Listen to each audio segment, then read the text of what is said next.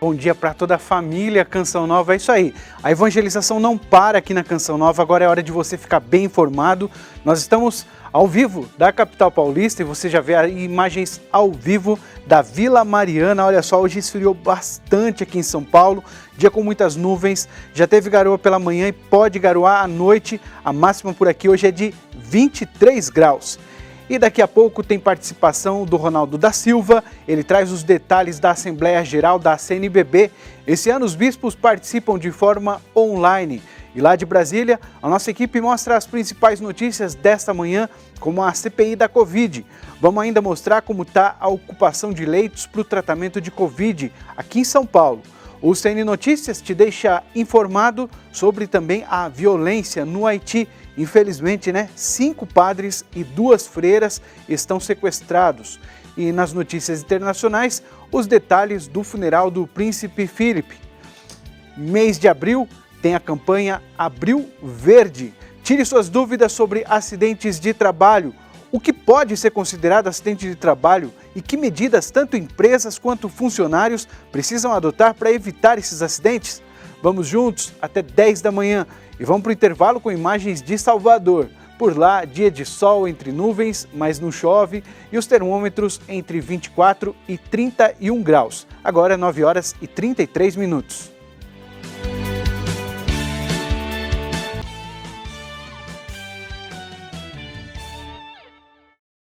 E o CN Notícias, edição da manhã, começa falando do segundo dia da Assembleia dos Bispos do Brasil.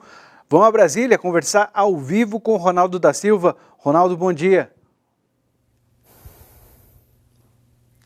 Bom dia, Rodrigo, e vamos ao Brasil, e vamos a São Paulo, Rodrigo. Eu começo também indo diretamente à Bahia. Nós, Rodrigo, nos unimos nesta manhã à Diocese de Alagoinhas, que comunicou na noite de ontem o falecimento de seu bispo emérito, Dom Jaime Mota de Farias. Nos unimos, portanto, a esta diocese tão querida do nosso interior baiano. Rodrigo, o dia começou às 7 horas da manhã com a Santa Missa presidida aqui na capela da CNBB em Brasília e sempre presidindo todos esses dias, já está previsto sempre que estará o secretário-geral Dom Joel Portela. Ele faz sempre um aceno muito grande a todos os bispos, um pedido de oração, renova sempre aos bispos do Brasil e ao povo brasileiro que acompanha essa Assembleia com detalhes através dos meios de comunicação. E ele disse que, sobretudo, um tema que ele já percebeu no dia de ontem, o primeiro dia de Assembleia, que é sempre muito transversal, paralelo ali, é a questão pandêmica, e ele também mostrou-se um tanto quanto admirado de ver como a igreja vai lidando com a situação em cada lugar, em cada região, buscando sempre inspirações, buscando caminhos,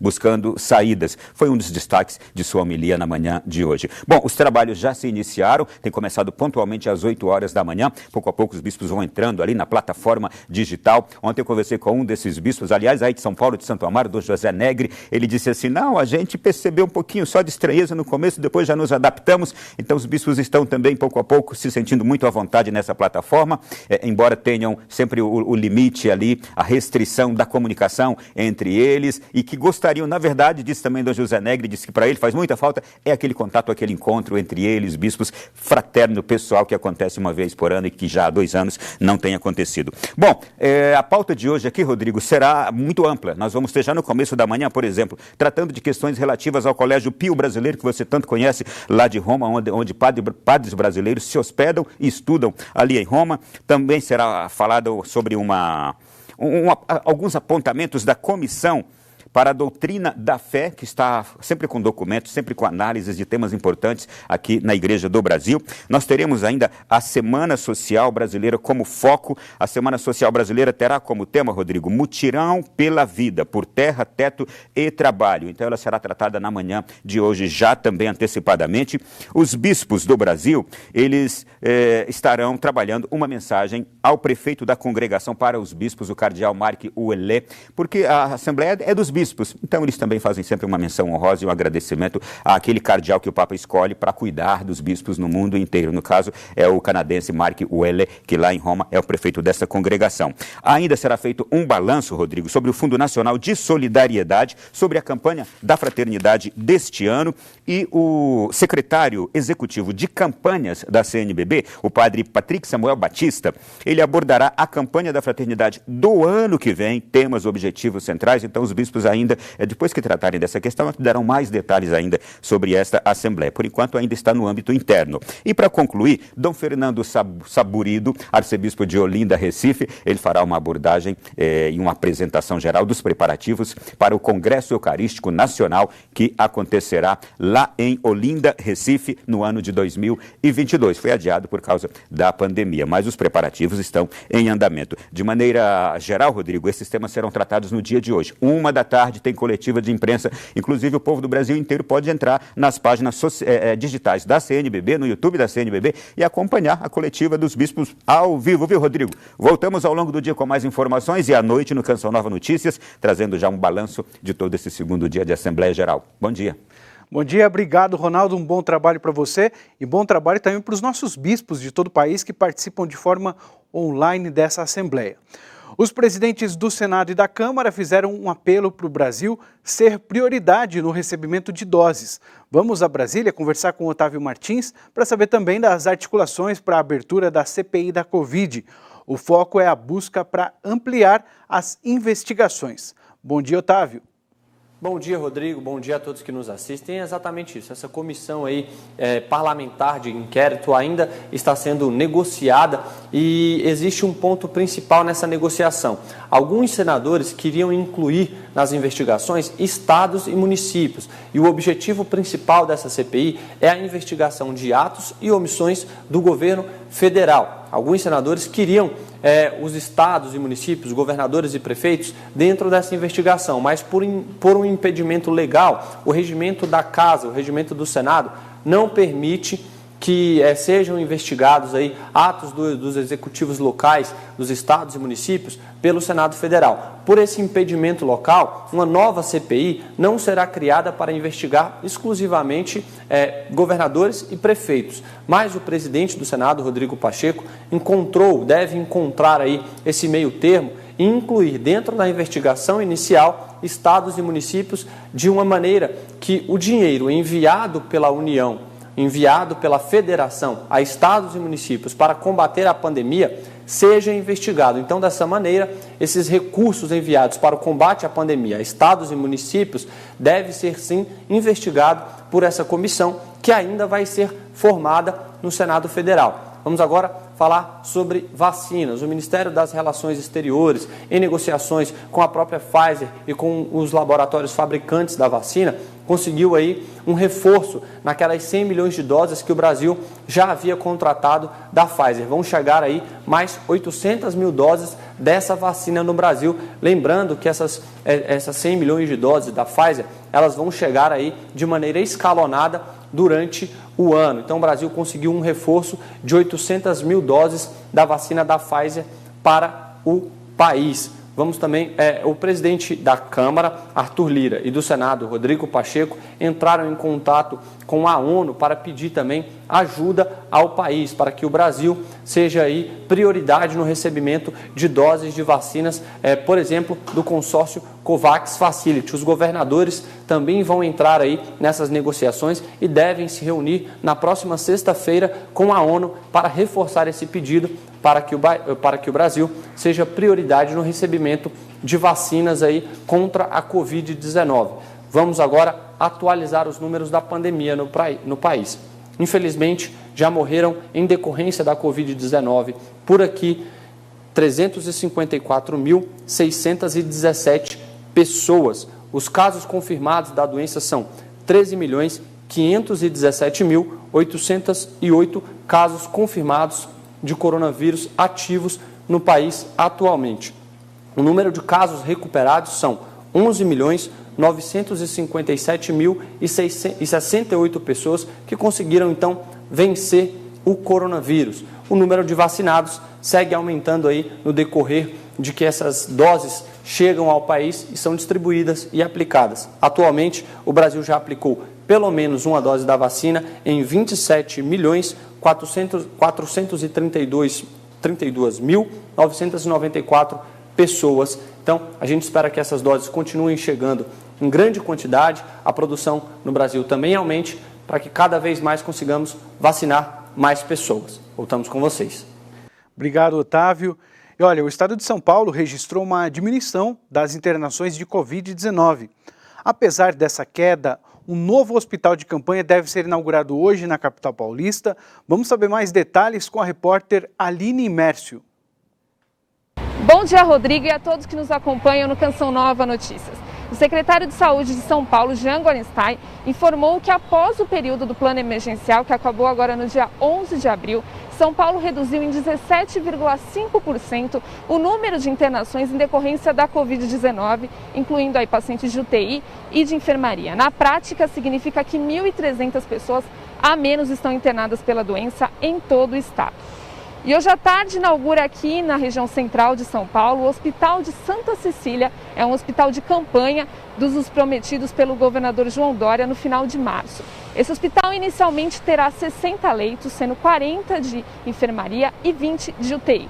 Além desse hospital, dos prometidos pelo governador, foram inaugurados também o de Campinas e o de Barretos. Voltamos aos estúdios. E no Rio Grande do Sul, a capital Porto Alegre registrou ocupação de UTIs abaixo de 100%. Há 40 dias, a cidade vinha registrando 100% de lotação. Apesar da queda, mais de uma centena de pessoas aguardava vaga na UTI, sendo 79 pacientes com Covid-19 e 32 sem o diagnóstico positivo para o coronavírus. A seguir, detalhes do funeral do príncipe Felipe. Vamos para o intervalo com imagens de Campo Grande. Na capital do Mato Grosso do Sul, dia de sol entre nuvens e pancadas de chuva à tarde e à noite. Máxima de 33 graus. Calor, hein?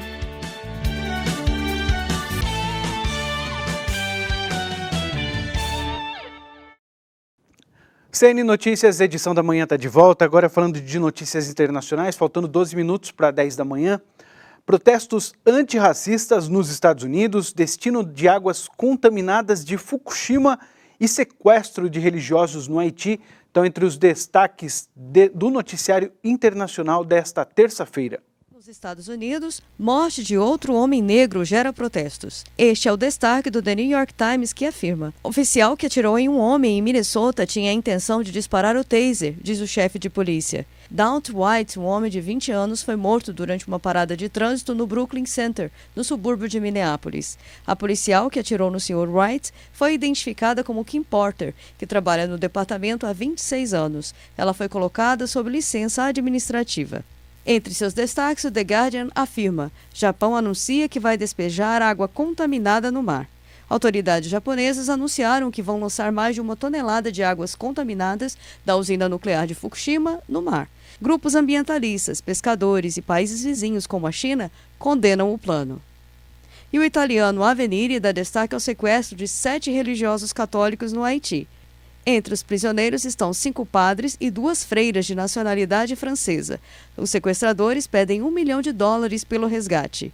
O grupo estava em viagem pela área de Croix de Bouquet, a nordeste da capital Porto Príncipe, quando foram raptados. Este é mais um episódio de violência no Haiti. Na Inglaterra, metade da população adulta está vacinada. Com esses números, o país autorizou a reabertura do comércio. Vamos a Londres para conversar com a Vanessa Andrade e saber também detalhes do funeral do príncipe Felipe. Nesta segunda-feira, as lojas não essenciais, academias de ginásticas e restaurantes com ambientes externos receberam autorização para reabrirem no Reino Unido. Foram cerca de 175 dias de um extremo lockdown por aqui. Porém, a combinação desse confinamento social e do programa de vacinação resultou na diminuição de mais de 95% de mortes por aqui. Cerca de 32 milhões de pessoas já foram imunizadas e isso representa a metade da população adulta no Reino Unido. O governo também deve lançar uma certificação online para verificar quem está imune à Covid-19. Seria um aplicativo de celular com essa certificação online que poderá ser usada em eventos de grande porte onde o distanciamento social não será possível. O governo também está disponibilizando semanalmente testes de Covid-19 para toda a população. Outra data muito aguardada é 17 de maio, onde restaurantes e bares poderão voltar a receber clientes em ambientes internos. As viagens de lazer poderão ser autorizadas e também os hotéis poderão voltar a receberem hóspedes. Mudando um pouquinho de assunto, foi divulgado mais informações sobre o funeral de Príncipe Philip, o marido da Rainha Elizabeth II. A cerimônia deve acontecer na Capela São Jorge, que fica dentro do terreno do Castelo de Windsor. O dia será 17 de abril, às 2h40, cerca de 10h40, horário Brasília.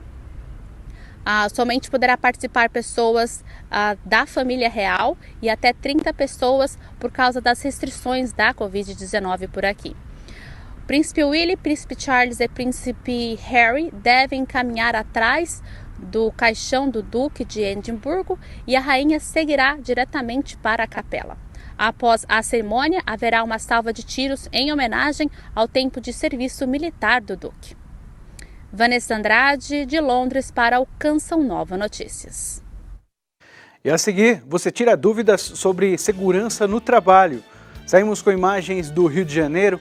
Por lá tem previsão de chuva a qualquer hora com períodos de sol. E a máxima é de 27 graus. Nossa, nublado.